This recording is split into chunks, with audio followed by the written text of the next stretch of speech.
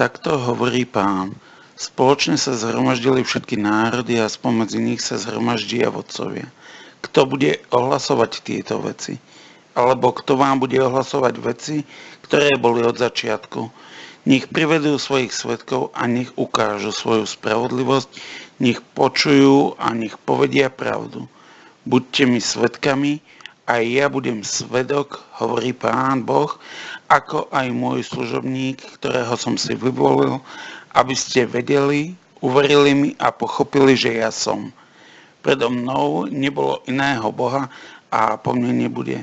Ja som Boh a okrem mňa nie je to záchrancu. Ja som to ohlásil a zachránil, ja som ponížil a nebolo medzi vami cudzieho. Vy ste mi svedkovia, aj ja som svedok, hovorí Pán Boh. Ja som už od začiatku a nie nikoho, kto by vytrhol z mojich rúk, kto odvráti to, čo urobím. Takto hovorí Pán Boh, ktorý vás vykupuje, svätý Izraela.